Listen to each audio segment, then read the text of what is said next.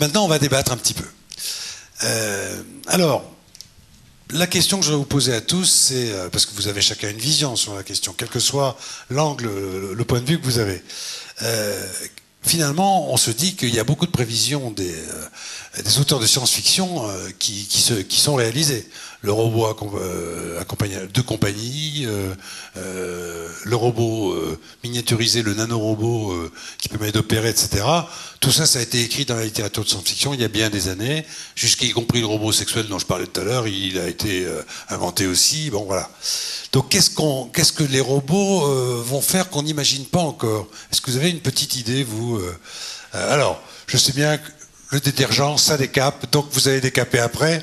Donc, on va faire émerger un peu de mousse de rêve, et après, vous décaperez. Daniel Durand, vous qui êtes bien les pieds sur le sol et qui vous occupez de résoudre des problèmes d'entreprise, qui dirige une entreprise, qui avait la tête dans votre sac, est-ce que vous envoyez quand même des choses qui se passent là? À notre niveau, on n'est pas au même niveau que M. Khalil, parce que nous, on va utiliser le robot, donc on va utiliser le travail de M. Khalil. Okay. Par contre, ce qu'on essaye de faire, c'est d'apporter des instruments qui vont favoriser le travail du robot. Et c'est vrai qu'aujourd'hui, on a parlé des yeux, on a parlé de la main, mais de plus en plus, on travaille par exemple sur des outils de préhension avec une sensibilité en termes de pression. Et parce que un seul bras peut avoir plusieurs mains aussi, hein, dans un robot. Aujourd'hui, ouais, on s'est couplé deux bras. Un bras pour prendre une bille, un bras pour prendre une pomme. Oui, il y a des applications, par exemple, pour soulever une voiture, on va mettre 4 robots.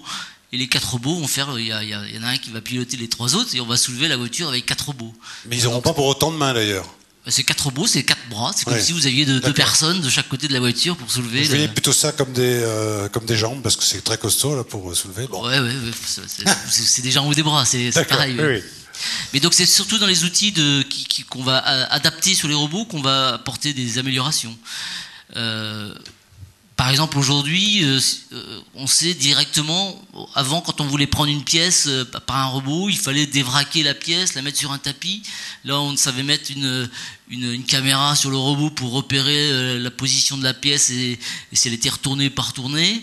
Ça, on savait bien faire. Maintenant, on sait prendre une photo du bac et avec la main, avec il y a une sensibilité, avec des capteurs de force. Il va les prendre dans le bac. Il va directement le prendre dans le bac. Comme un humain, quoi. Comme un humain. Donc on n'est pas tout à fait sur le même angle de progrès par rapport à ce que dit M. Khalil. On utilise le progrès de M. Khalil et on rajoute une couche par-dessus, quoi. Bon, mais vous rêvez pas de robots qui vont faire des choses extraordinaires. Vous êtes pour l'industrie et c'est. Pour l'industrie, faut avoir, comme vous disiez tout à l'heure, il faut avoir les pieds sur terre aussi. Donc. Non, mais ça c'est indéniable. Vous qui êtes à la frontière entre l'industrie et la recherche, vous avez vous sentez des choses comme ça? Vous avez des craintes, vous avez des enthousiasmes, des idées folles qui vous traversent l'esprit? Des craintes, non. Il est clair que lorsqu'on est confronté à un projet, en fait, il faut retrouver dans l'espace vide, lorsque l'on voit en fait des solutions simples pour répondre aux problèmes de valeur ajoutée. Mais en fait, comme le disaient ces messieurs, en fait, il faut adapter le comportement du robot au savoir-faire de l'opérateur auparavant. Et si on reprend l'exemple de la vision, reconnaître une pièce dans un bac et l'utiliser, l'exploiter. C'est plus un problème, ça. Bon, on le voit avec la machine USPM, on sait de la vision, donc il faut un traitement numérique qui est très sophistiqué derrière. Et à partir de là, compte tenu de la puissance informatique à l'heure actuelle, tous les algorithmes peuvent être envisageables. Oui, au fond, cette intelligence, elle est limitée parce que vous lui présentez un bac qui contient une autre forme de pièce que celle qu'il a à saisir, il ne bouge pas, le robot. Tout à fait. La difficulté, justement, c'est de définir en fait les limites. C'est-à-dire qu'en fait, il va falloir expliciter au robot les limites du prévisible, mais aussi prévoir l'imprévisible. Et c'est la difficulté de l'automaticien à l'heure actuelle. C'est rigolo, ça c'est très rigolo. En fait, il faut trouver des solutions pour essayer d'anticiper ce qui n'est pas censé se produire. Et là, on peut passer du temps et de la réflexion sur des choses un peu originales. Oui, en fait, on peut tous prévoir l'imprévisible. Voilà, bon, par exemple, un robot qui est en plein fonctionnement, et puis malheureusement, il y a de la neige et les caténaires, l'alimentation électrique qui tombe, le robot, il ne faut pas qu'il reparte dans quelle situation.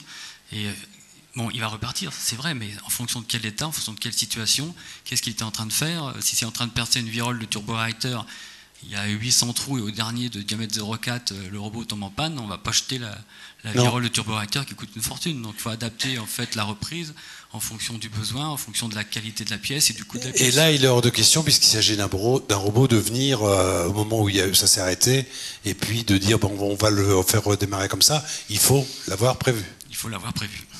Donc c'est la difficulté. Sans quoi, il ne marche pas, le cahier. En fait, la pièce risque d'être erronée et ça peut poser un problème. Alors, autre terrain, c'est celui sur lequel nous a emmené Peter de Groff tout à l'heure, c'est-à-dire, moi, je voulais conserver cet homme-là. Parce qu'il avait une expérience, etc.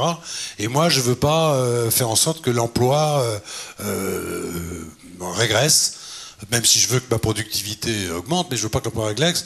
Et puis vous avez soulevé finalement cet obstacle psychologique qui consiste à dire, oh là là, en France, les robots, c'est des bouffeurs. Alors, ils ne sont pas anthropophages, ils sont anthropomorphes, pas anthropophages, mais ils bouffent de l'emploi. Alors, je ne sais pas comment ça s'appelle, ça. Quelle est votre réaction là-dessus ? Essayons de balayer, faisons un tour de table. Prenez le micro, monsieur de Groff.